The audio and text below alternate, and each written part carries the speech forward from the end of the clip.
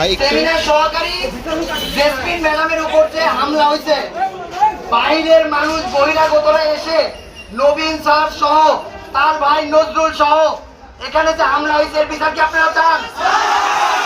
বিচার কি আপনারা চান? কলেজে কোনো অরাজকতা হোক আপনারা কি চান? পুরো ঘুষখোর, চিটার, চোর, নবীন